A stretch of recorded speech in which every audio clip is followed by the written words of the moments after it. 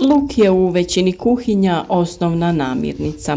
Iako na prvi pogled uzgoj izgleda vrlo jednostavno, želimo li dobiti kvalitetne glavice koje će potrajati cijelu zimu, uzgoju se mora pridodati ipak malo više pažnje.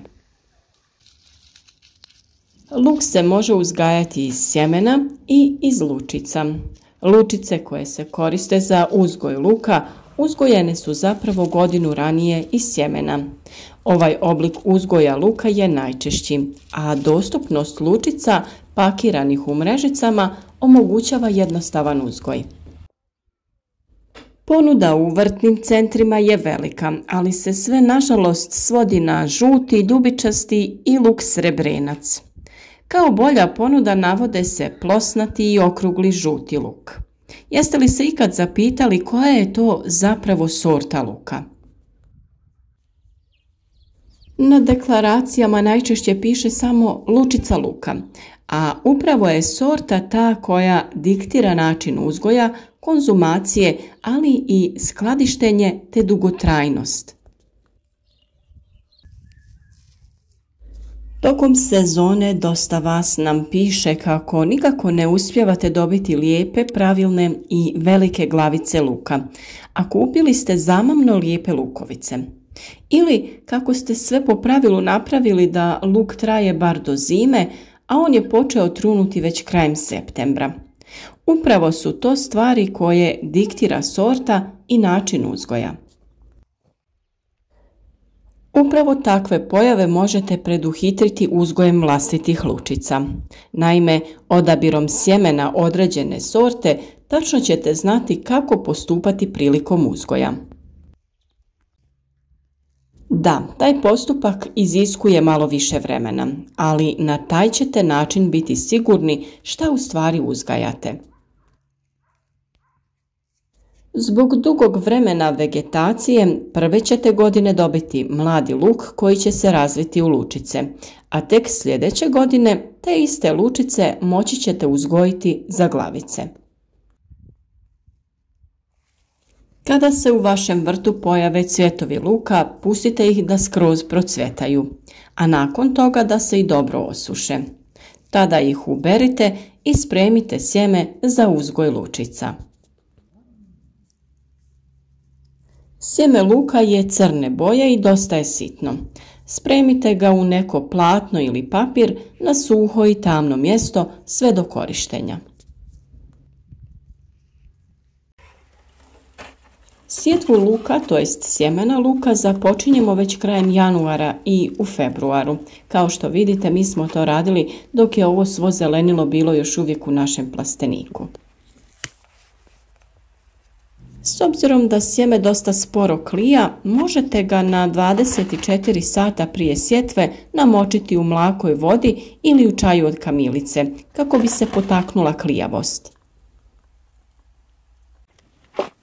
Za uzgoj koristite posude dubine oko 8 cm. Najbolje je da to budu široke posude u koju ćete moći lijepo rasporediti sjeme. U 3/4 posude dodajte supstrat te na njega ravnomjerno rasporedite sjeme luka. Bilo bi dobro da sjemenke sijete na određen razmak kako bi ostavili dovoljno prostora za pojedinu lučicu da se lijepo i kvalitetno oblikuje i razvije. Sjeme je sitno pa će to biti malo izazovno, ali svakako možete i samo prosuti sjeme te kasnije luk prorijediti. Sjeme pokrijte sa tankim slojem supstrata i nježno pritisnite. Naravno, potrebno je i lijepo zaliti kako bi potaknuli klijanje i razvoj sjemena. Posude postavite u neka mini klijališta ili prekrijte prozirnom folijom pa smjestite u prostoriju u kojoj je temperatura oko 18 stepeni. Od sjetve do nicanja prvih biljaka može proći 12 dana. Nakon što sjeme nikne, izvadite posudu iz klijališta ili maknite prozirnu foliju i postavite je na svjetlo mjesto i nešto nižu temperaturu. Održavajte supstrat vlažnim, a svako 15 dana biti će potrebno dognojavanje tekućim gnojivima. Kada biljke narastu oko 10 cm, potkradite im vrhove za oko 3-4 cm. Time ćete postići da biljka ojača, odnosno da svu svoju snagu usmjeri na rast korijena. Odrezane vrhove naravno možete iskoristiti kao začin u raznim jelima. Iako je luk otporan na niske temperature, mladice uzgojene iz sjemena osjetljive su na mraz, zato ih ne presađujte na otvoreno dok još ima opasnosti od niskih temperatura. Luk voli hranjivima bogata tla sa minimalno 6 sati sunčeve svjetlosti dnevno. Želimo li dobiti lijepe i kvalitetne glavice, potrebno je i umjereno vlažno tlo, jer nedostatak vode rezultira sitnim lučicama. Presadnice se zbog plitkog i osjetljivog korijena vade oprezno iz posuda i sade na otvoreno u rahlo tlo na dubinu istu ili malo dublju nego u posudi. Zemlja se oko presadnica ne utiskuje, nego samo lagano nagrne te se dobro zalije. Zalijevanje je potrebno jednom u 7 dana, a dognojavanje svako 15 dana. Treba pripaziti da se ne pretjera sa zalijevanjem jer previše vlage utječe na kvalitetu, ali i pojavu bolesti poput pepelnice. Kod prihranjivanja treba koristiti hranjiva sa većim količinama kalija i fosfora jer takva utječu na veličinu i čvrstoću luka. O tome naravno imate poseban video na našem kanalu pa ga potražite. Ovako posađene biljke možete konzumirati kao mladi luk, a dio ostaviti da sazrije u lučice koje ćete krajem ljeta vaditi iz zemlje kao i glavice luka. To znači nakon vađenja ostaviti na suncu da se posuše, otkinuti suhe listove i spremiti ih na suho i tamno mjesto do sljedeće sadnje. A koje su to neke prednosti i nedostaci korištenja sjemenki luka ili lučica? Prednosti uzgoja luka iz lučica su to da su vrlo jednostavne za sadnju.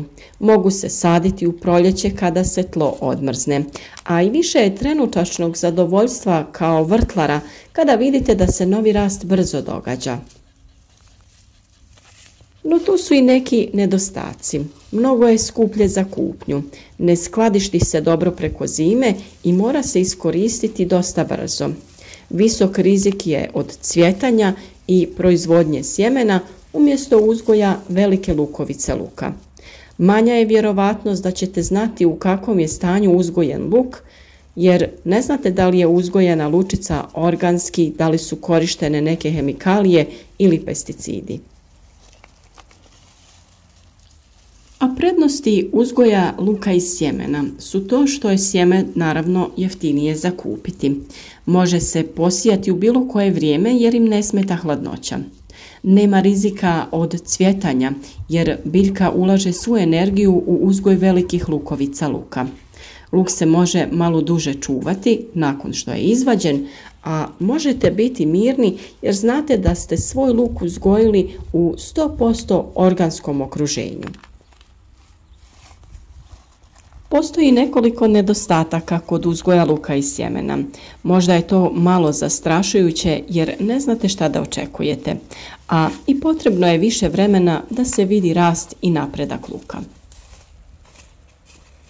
Kao i kod uzgoja luka, to jest velikih glavica luka za konzumaciju, tako i kod uzgoja lučica, vrijeme za berbu je tada kada primijetite da se ovaj zeleni dio lisne mase polako suši.